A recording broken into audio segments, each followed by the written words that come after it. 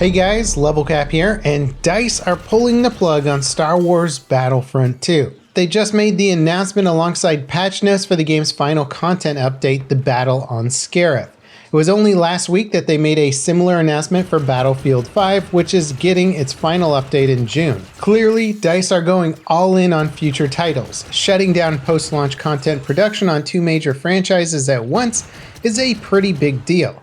But it sounds like it's for a good reason. According to articles by IGN and Eurogamer, an EA spokesperson has confirmed the next Battlefield title will launch in 2021. We've known for some time now that the next Battlefield title was due out in EA's 2022 fiscal year, which includes the fall of 2021, so a late 2021 release was pretty much a guarantee or highly likely. As of writing this though, I haven't been able to find the source claiming that the next Battlefield game will be launching in 2021.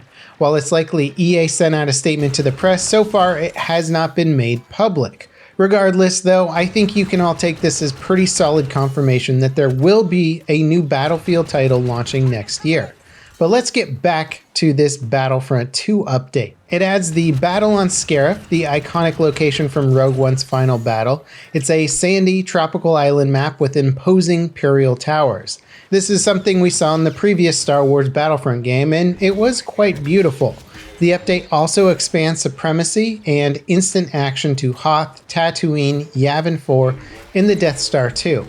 Scarif and Crate are now available in the Heroes vs. Villains mode. As for co-op, the MC-85 Star Cruiser, First Order Star Destroyer, and Scarif maps have all been added. On top of that, there's a new offline mode for co-op that lets you play it solo against AI. Personally, I'm a big fan of Battlefront 2's co-op mode. It was one of the key missing features the original Battlefront series offered and was a massive draw for players. Battlefront 2 only just got its co-op mode last year, but it quickly became one of my favorite modes. Getting new maps for it and even offline support has been great. On the cosmetic front, DICE have added 3 new hero appearances taken from the Rise of Skywalker. Rey with her yellow lightsaber, Kylo Ren with his reforged helmet, and Emperor Palpatine is sporting his fashionable red pajamas.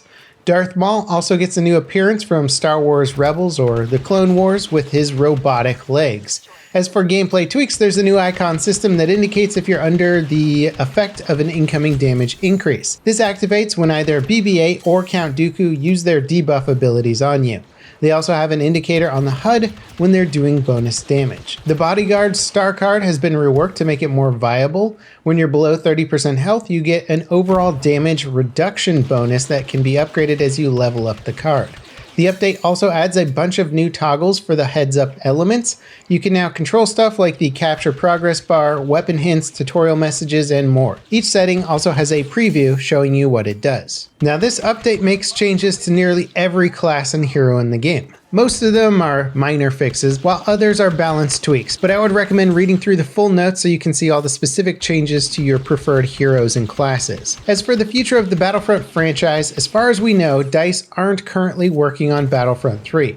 So them shutting down development on both Battlefront and Battlefield when we know a new Battlefield game is in development might indicate DICE are all hands on deck for Battlefield 6. It could also mean DICE have an unannounced game in the works too. Or perhaps they just deemed that the interest for Battlefront is kind of drying up right now, and maybe they're going to hold off until there's another major theatrical trilogy release coming up. Overall though, I would say it's a solid final update for Battlefront 2. It adds the last map for the franchise's cinematic universe and leaves it in a pretty polished and feature-rich state. The real question is, what state will DICE leave Battlefield 5 in? Before the final update in June, Battlefield 5 is getting an update in May. This is the 6.6 patch and will likely be what caps off the current Tides of War chapter. Back-end maintenance to prep the game for the patch happened a couple of days ago, so 6.6 will likely launch next week. The final update in June is a standalone content update that will add new weapons, maps, and expand the game's community server system. If you go back and play any of the older Battlefield titles, the vast majority of populated servers are run by the community. If by some miracle DICE manages to squash Battlefield 5's remaining problems while also implementing more robust community server options, there could be some sort of afterlife for the game after the content production ends, but I find this highly unlikely since there's already a lack of content and the remaining bugs and issues needing to be fixed are probably 6 months of solid work alone. There's also the question of cut content. Data mining has revealed so much content that DICE hasn't added to the game yet. There's something like over 50 weapons hidden in the files, with many of them being at least semi-functional. It takes a lot of work and time to make all the logic and animations for just one gun, let alone 50. It also takes a lot of consideration to balance new weapons with the ones we already have. As great as it would be to have 50 plus new weapons added to the game in a final update, it would also probably break the balance of the game. New vehicles have also been hinted at in data mines that suggest a new conflict between the Germans and Americans would be added to the game. We know that one of the new maps coming is being set in Libya. That might introduce a German versus US conflict, considering that the North African campaign was a massive power struggle for control of the region during World War II. The main Allied forces were the British and people local to the area, but the United States gave direct military support to them starting in 1942. Taking a step back to compare Battlefront and Battlefield, it's kind of remarkable how different their trajectories were. Battlefront 2 launched as one of the most divisive titles of 2017. Its aggressive microtransaction system was so egregious, it basically sparked new international laws in response. A Reddit comment by one of the game's community managers explaining that the intent was to provide players with a sense of pride and accomplishment for unlocking different heroes famously got more downvotes than any comment in Reddit's history. And on top of all the negative buzz, the game itself was bare bones and lacked any sort of interesting meta. So to be here almost 3 years later, praising DICE for turning the game around and making it one of the most compelling Star Wars multiplayer titles ever is kind of astounding. Over the years, DICE have built a reputation for strong post-launch support with their games. Mainly because they desperately need that support, but also because by the time they pull the plug, their games are generally in their golden years. Players are normally pretty happy with the state of games and content they offer. There aren't a ton of major bugs or performance issues, and overall, DICE's games end up feeling like a complete package with a wealth of content to explore until the next title debuts. While that's certainly been the case for Battlefront 2, it has not been the case for Battlefield 5. And if you've been reading any of this stuff in the community lately, there's all kinds of arguments and speculation as to why Battlefield 5 went off the rails so hard. The one argument that I really don't like to see over and over again is the one that links Battlefield 5's transition to a live service model as the reason for its failure, which just really doesn't hold much water, since there's plenty of good live service games right now that produce quality content on a regular basis. The problem with this is that there's plenty of highly successful games like Call of Duty, for example, that are embracing a live service model and doing it just fine. The main problem with Battlefield 5 is that the launch of the game was rushed immensely. 18 months of production time.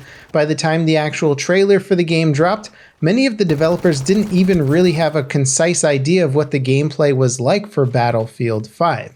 They were so far behind in production that there was no way the game was going to be even remotely polished by the time it was ready to launch, and it just set them so far behind that instead of adding cool new content and updating the community with fun new features, pretty much the entire first year of Battlefield 5's release was spent trying to fix and improve performance issues, massive bugs, and come to realize that many of the new systems they implemented in the game just weren't properly balanced and had to be slowly phased out.